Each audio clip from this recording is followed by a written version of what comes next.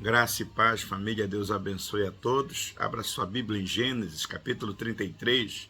O versículo 9 diz assim: Mas Esaú disse: Eu tenho bastante, meu irmão, seja para ti o que tens. Esse aqui é Esaú dizendo: Olha, eu tenho o suficiente. E lá no versículo 11, a mesma coisa Jacó vai dizer: eu tenho o suficiente, eu tenho o bastante, eu tenho muitos bens. Ele então queria presentear o seu irmão Esaú e queria que Esaú recebesse o presente para que ele entendesse que a partir daquele momento ele estava recebendo também o perdão do seu irmão. Então é muito agradável quando a gente encontra um homem realmente que tenha fartura, e aí então a grande maioria das pessoas começa a lutar para ter alguma coisa, e aqui a gente vê duas pessoas que estão contentes, são irmãos que têm um temperamento totalmente diferente, e cada um está dizendo: eu tenho o suficiente, eu tenho o bastante, eu tenho fartura, tá? Então a gente olha, por exemplo, a história de um ímpio, e tem um ímpio que tem fartura, e Esaú agora é esse camarada que tem muitas falhas, mas há uma necessidade de que ele esteja contente, ele esteja feliz. Então o contentamento,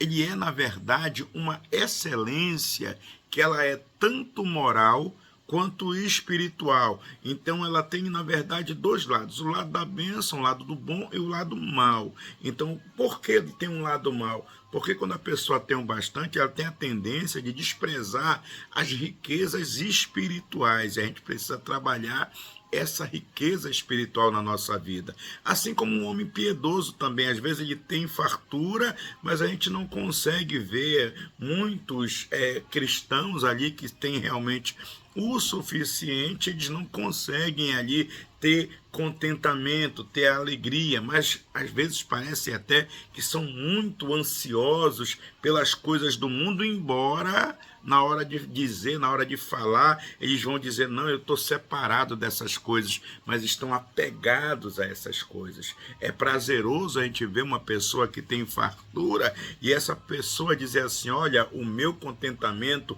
é maior do que as coisas que eu tenho, materiais, do que as riquezas. É muito bom a gente ver alguém realmente que ele é farto, mas para abençoar outras pessoas. Ele tem um objetivo: abençoar os outros. E é isso que a palavra diz em Efésios 4:28. Aquele que furtava, não furte mais, antes trabalhe fazendo com as mãos o que é bom, para que tenha o que repartir com o que tiver necessidade. Mas tem uma coisa que é importante para nós nessa questão aí do tenho fartura, do ser uma pessoa com contentamento.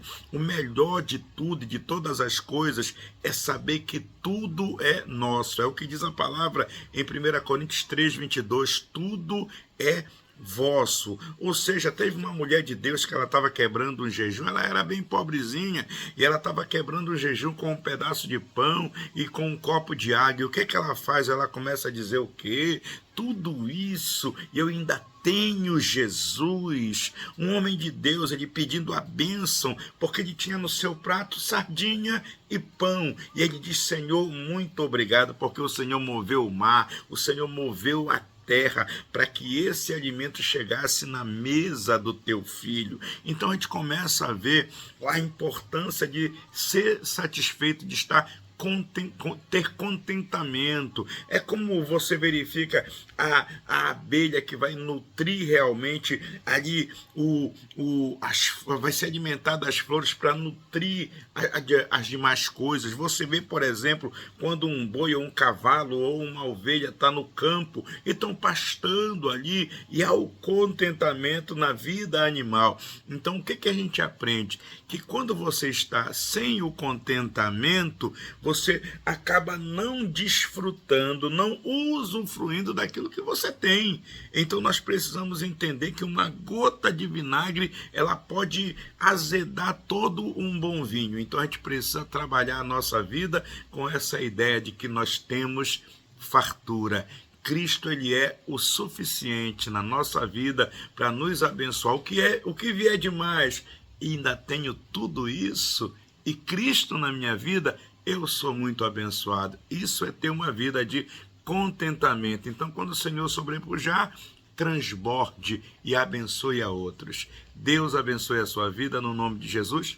Amém. Amém.